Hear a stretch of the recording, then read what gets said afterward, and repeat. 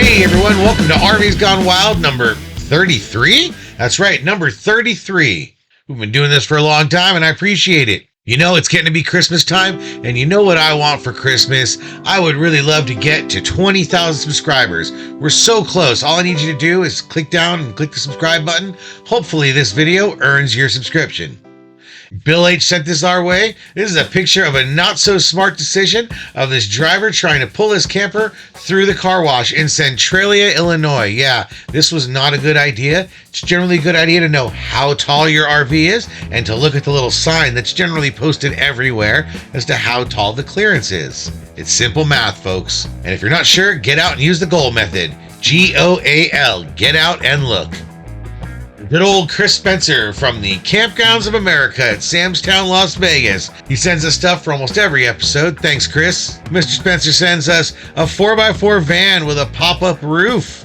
He also sent us this GMC motorhome. He pointed out that these vehicles had two downfalls. One is that it should have had a diesel engine for better power to weight ratio, and that it had a 70s shag carpeting. Yes, I don't like any carpeting in RVs. We had it in our first one.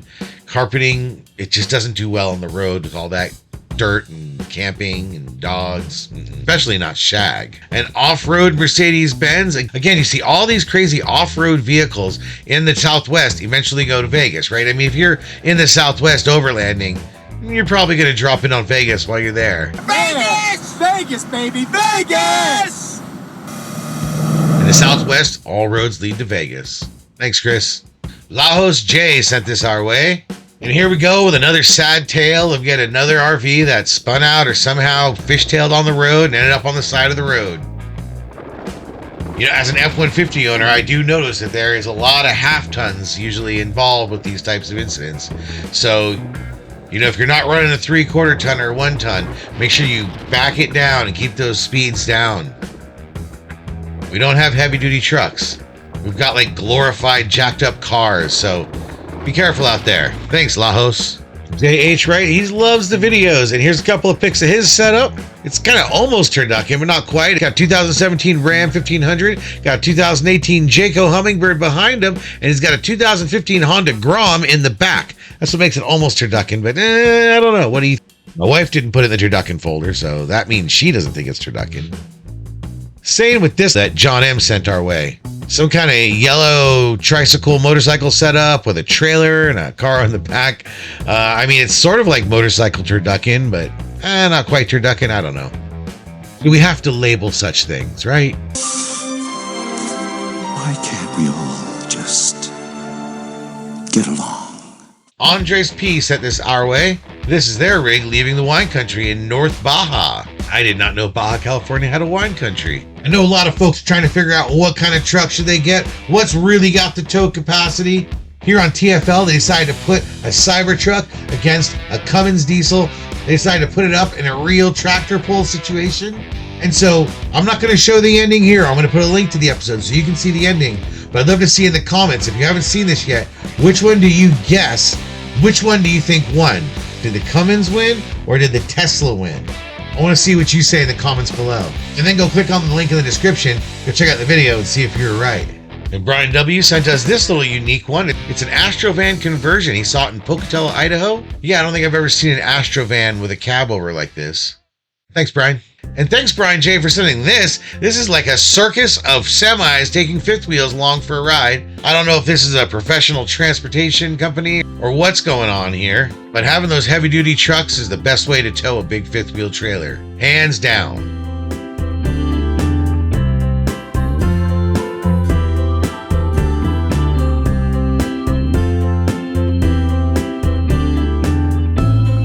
Arnie H, he sent us a picture of his new Class A motorhome. Arnie, let's face it, are we going to say this is new to you, maybe? Arnie Lee actually has his own YouTube page. He included a link. I'll throw it in the description. Check it out. Craig B sent us this crazy one. It's got a bunch of different, very unique RVs. I'm going to show you a couple here, but you might as well just check out the link and go look at their video. And high-end amenities. These include a 150 mile at this all-wheel drive tracked beauty.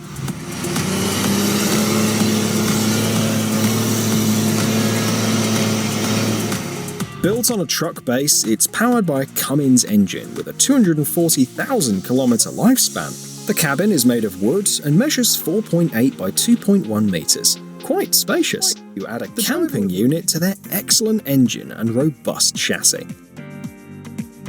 I mean, it's got like millions of hits, so you may have already seen it, but it's the first time I had seen it. So thanks for sending this our way, Craig. Christine found these on the Chimaun Ferry. I'm probably spelling that wrong. I'll just put it right here. In Tobermory, Ontario. I'm probably pronouncing that wrong too. I'm such a terrible Canadian. I can't pronounce any of these words. I'm sorry. Yeah, this was definitely a custom-made RV, I'm sure. Looks really cool. Probably a little heavy on that chassis, but back then, those big old cars could take it, huh? Thanks for sending it our way, Christine. Donna B sent this our way. She's from Wind Gap, Pennsylvania. Now, admittedly, this 2016 GMC Sierra 3500 and her 2007 Crossroad Paradise fifth wheel RV, well, you know, I mean, it's nothing too special. They're definitely beautiful rigs, don't get me wrong. You know, but this channel usually has, you know, something special. You know what's special is Donna's a truck driver. And everyone who watches the channel knows that my heart goes to all the truck drivers out there. The fact that Donna's a truck driver is badass. So Donna, keep on trucking. Be safe out there.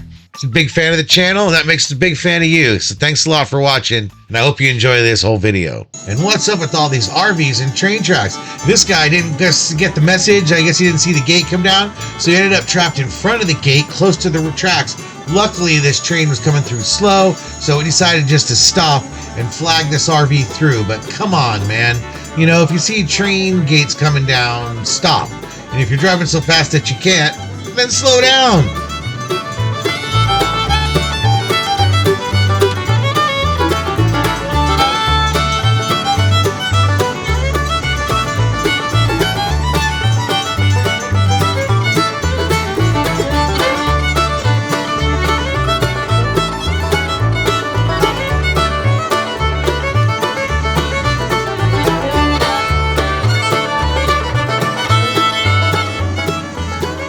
And another one that didn't seem to get the message on the whole gate thing.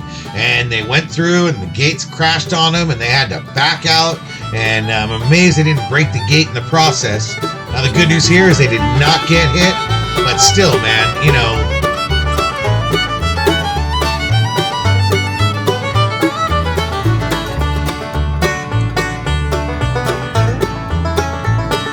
I'm sorry, that's kind of moronic. How do you miss that many lights and a big old gate coming down? Hey, I don't know if you noticed, but I haven't had any sponsors for these videos. One thing that would help me out is if you could contribute to Patreon. So think about popping over to my Patreon page. You can join up using a free account, or you can join up using one of the paid supporter accounts. Of course, I include the paid supporters and a lot of inside information, and they help me build this channel, giving me their ideas on how we can make this channel better. So come join us and contribute. Become part of the community, part of the RVing with Joe Nation. Also, coming soon, merch.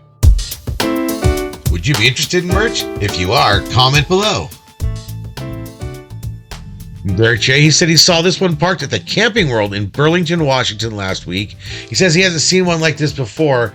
I've seen the ones similar to this. I believe these come from Asia or come from Japan. So I'm just guessing this is an actual Japanese RV from Japan. The fact that it's Mitsubishi only helps that thought. They're from Japan, right? Dave and Carol, they spotted this in Flippin, Arkansas. It gave them a little laugh because we're kind of wondering, I wonder what the gross vehicle weight rating of this truck is. Now, obviously they've got it just parked there under the fifth wheel, but it's definitely a funny look, and I'm sure it makes everybody look twice. Thanks, you guys. Duck H, what do we have here? He took these pictures in San Antonio, Texas. He wanted to share it on The RV's Gone Wild. He says he watches all the episodes. Yeah, I'm hoping this is a work in progress because this RV needs some work. I don't know the story behind this one, but somebody screwed up bad and their Class A got smeared by a Union Pacific train. Now, luckily this train almost came to a stop, so I gotta believe this RV might have been salvageable. I'm sure it was a big insurance bill, though. Stuck on the tracks that cross Route 66, also known as Lynn Riggs Boulevard. The video is a good demonstration of how hard it is for trains to stop on the tracks. JW spotted these in Texas. He saw them while camping in Canyon Lake, Texas. Two different sort of, you know, unique style mini home trailers. Thanks, Jay. I guess they do build them bigger in Texas. Gary has found this one in Brookhaven, Mississippi. Found a nice lady from Ontario towing a Leo Trail fiberglass camper with a diesel heater. He wasn't sure the name, but he thinks she said Leo Trail. And Gary, he had a friend in Mississippi who built this VW camper from a wrecked Westphalia van. He cut the top off and most of the body off, but the camper body and the 2x2 square tubing, he put it together. He uses it on a regular basis. Apparently he has a queen-size bed. Queen-size bed's got to be most of that space, huh? And the second one he found was at the U.S. Space and Rocket Center in Huntsville, Alabama. And finally, he wants to show his own rig, a 2024 J-Flight. Gary says thanks and keep up the good work. Thanks for sending these our way. And in fact, if you have ones you want to send our way, some cool RVs or links, send them to RVingWithJoe@gmail.com. I can't use everybody's, but I really try. And I appreciate every one of you who's made the effort to send me an email. Thank you. And this Caravan, I'm guessing in England, is a great example, a lesson, if you will, that if your RV is a little stuck, what you probably don't want to do is gun it. Go up, give it some.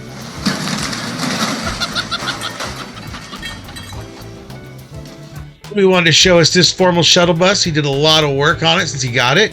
It's got heat installed, but no AC. It's a 96 Ford E350. The wood on the side is a fold-down table for cooking outdoors. The RV came with singles on the back. He converted it to dualies for stability. Well, that's a lot of work. And that's right. It's time. It's time for Turducken. You know what Turducken is. Turducken is where we take a turkey, inside it we cook a duck, and inside that we cook a chicken, and it's a really great recipe, but it's a really weird way to tow. So we're going to show all these towing jobs that are just like a Turducken. Let's check this one out first.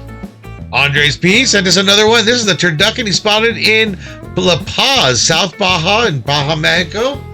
He said he's a big fan of the channel, and thanks for sending us our way. They got a side-by-side. They got a boat. They got a storage trailer. They got everything on that rig. Ray and Bonnie saw this crazy setup on I-66 West going through the Plains, Virginia. They're from Luray, Virginia, and wanted us to share it. Thanks for sending it our way.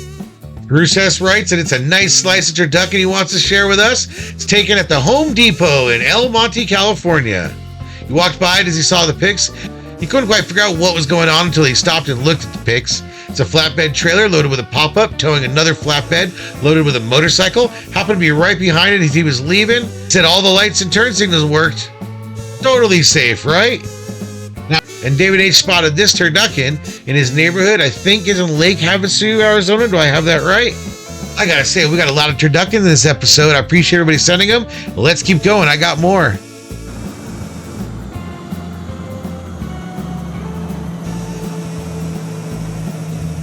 Now, I know it's not RV turducken, and I've occasionally shown a couple of these, but their whole Australian road train idea. Here's the idea: they got these oversized big rig heavy duty trucks towing many, many trailers. It's so remote out there they can get away with it. But look at what it takes for this 7-trailer truck to actually even make a turn. Look how far wide he has to go to make this turn. That's crazy. And that's right, we've got 1, 2, 3, 4, 5, 6, 7 trailers on this truck. 7 trailers. Good Lord. Only in Australia. Scott and Connie, they sent this our way. They apparently can't double tow in North Carolina. So instead, they've got this heavy duty rig with a Jeep on back, a 1987 Jeep Wrangler on a 2018 Volvo VNL 780, pulling a 2025 Dakota 400TH. Congratulations on the new rig, huh? They said they love every show and they've watched every episode since the first one. Thanks, Scott and Connie, and thanks to all of you for being such great supporters and enjoying everything. Hope you all caught the Turducken episode we just released at Thanksgiving. I'll put a link right here that had the full 50 minutes of Turducken. Josh B spotted this, of course, in Quartzsite. He and his wife love the videos. They're in Quartzsite for the winter, and they saw this e-bike pulling a trailer to the potable water station. I'm guessing these are the poop dumps that they're going to go dump at the poop dump. Some people call them honey wagons. Come on, we can talk about it. Everybody poops, including RVs. Bradley A showed the various stages of his Turducken. Number 1, he's got a 1500 Ram, a Rockwood Roo pulling a 2006 Wrangler with kayaks on it. Number 2, he's got 2500 Ram pulling a Cougar fifth wheel, pulling ATVs with kayaks. Number 3, he's got a 2500 Ram pulling a Cougar, pulling a 2006 Wrangler with kayaks in the Jeep. And finally, number 4, a 2018 Thor Hurricane pulling the Wrangler. It's not really Turducken, but it's his current setup, and he sent us all this, so I thought we'd include it anyway. Thanks, Bradley. And I'm going to thank the many folks who sent in this video. I haven't checked out their channel yet, but apparently this is the F1000.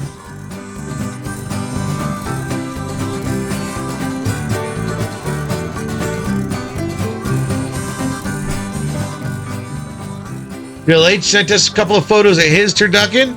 Looks like that trailer in the back's got a 3-wheeler on the back. Jerry and Lori Wright, they just saw this show for the first time, and they thought they'd share their setup. A 2014 F350 Power Stroke, towing a 2018 40-foot Montana fifth wheel, towing a 2014 Polaris Razor on a trailer. Again, a lot of wheels, a lot of Turducken, and thanks for joining our channel. Welcome to the RVing with Joe Nation. Glenn and Jan sent this to us. Tractor Supply parking lot in Paso Robles is where this was spotted. I'm not really sure what's going on here. What was split, or is the bed pulled back? I don't know, but it seems like there should be some straps on there or something. I don't know. Arnie Lee found this Facebook ad. It's a real vintage one. I'm going to include a link in the description if you have any interest in it.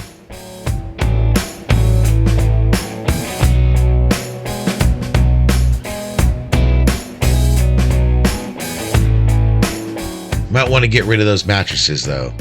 Looks a little funky. What did we say about carpet earlier? Yee. And again, with the RVs and the railroad tracks.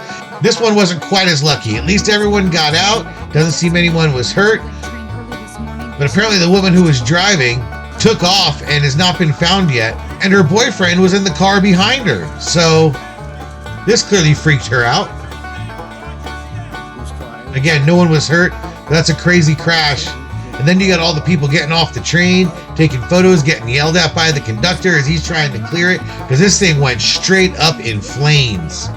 Her ex, she says, was driving behind the RV in this car when the RV came to a stop on the tracks. She hit the gas and it's supposed to be stalled. Folks, come on. Put the phones away. Let's move back. Let's go. Let's go. Raymond J, he wanted to give us this zombie apocalypse machine. You know I love those. It's a 2016 Earth Roamer F550 4x4. Yeah, this thing is beautiful. Wish we had more pictures of the inside. You can see it's got a BC license plate, so it's somewhere around here. And that's why this one gets the RVing with Joe Gold Star Tip of the Hat Ford Award for coolest Ford in this episode. Thanks a lot for sending it our way. Love it. Let's get on to the next one. Kelvin wrote actually with a request and suggested that I do some winter camping videos. Now they're getting a winter. I mean, I am up here in Canada. I did try to do some last year, but it was such a warm and unsnowy winter. I had a hard time finding anything worth going to. But this year, yep. Don't you worry, Kelvin. You're going to see me freeze my tuchus off somewhere in the snow with my RV before this winter is over, I promise. He also, of course, included a video of his Okanagan RV, which I guess I didn't realize no longer is made. Yeah, the Okanagan is an area up here in Canada that's well known, and it's probably where I'll find some snow later on this year. Thanks, Calvin. Rusty saw this in Rockwood, Pennsylvania, where he's been work camping. If you don't know what work camping is, that's where you get a job, often at a campsite or some other place where you trade basically a place to park your RV, often for a little bit of work every day. You might gather the firewood or empty the trash cans or do some task, and then you basically earn your spot that way. And there's a whole culture of work campers out there. Now, I'm not sure what this trailer is. I'm guessing someone's not living in it. Maybe you can tell me more. Sonny M wanted to share his 2001 Ford F450 7.3 diesel with the 2007 Arctic Fox 990. Arctic Fox is considered one of the best beer brands around, especially if you're going to be somewhere where it's cold. He's got a 50-gallon auxiliary fuel tank on that vehicle. Good job. All I got is 35 gallons on my truck. Another Facebook find. It's not actually Steve's, but Steve-O sent this our way. Not the Steve-O, just a Steve-O. And it's a 1968 Cadillac Collector RV Superior Coach Company. Yeah, it looks like this thing was definitely custom built, real deal. Hey, Steve. Teresa C sent this our way. They're actually counting down their own full-time experience that they're going to start in spring. They're starting in Maryland, hoping to make it out west. Maybe they'll make it up this way. Let us know if you get up to BC. They spotted this bus from North Carolina in Frederick, Maryland. They pointed out the dogs looking out the French doors there. It's not too many RVs with French doors, eh? Apparently the owners are in the process of converting it. Looks like it's been converted. They're hoping to see another RVing with pets. I'll be honest, we have gotten a lot of people sending us in stuff for RVing with pets, but we've been really busy and almost nobody who watched the videos. So we're still going to do one, but we're going to wait till we get a lot of pets so we make a really big one, and maybe more people will watch it if we make it much bigger. So keep sending them our way, and I'll keep collecting them, and one of these days we're going to put out another RVing with pets. Thanks for asking about that. Hey, I want to thank Lane S for sending us this video. Actually, I spotted this clip earlier in the week, and then I saw Lane send us a link, so Lane gets the credit. Thanks for sending it our way. I don't know what exactly happened here, but apparently this Class A somehow broke through this brick wall onto the sand, and these guys had to get it out. It wasn't the best situation, especially with that steep crook at the top getting it over the edge. I included a link below. Check it out and see if maybe that bumper got torn off. We'll have to see. Check out the video. Lance and Stacy right that they are between motorhomes right now. They're going from a Class C to a diesel pusher. They wanted to share this with us. They're also big Ford people too. They said even their decorations are Ford. They wish us a Merry Christmas and a Happy New Year. And I too wish them and all of you a great holiday coming up. Christmas, New Year's, Hanukkah, and the rest is the season. And if you haven't subscribed already, hopefully this video earns your subscription. Thanks everyone for watching. Soon enough, we're going to have RV's Gone Wild number 34 coming soon. We've also got another compilation coming, an all slideshow edition. It's going to be hours long, just in time for the Christmas break. Thanks for watching.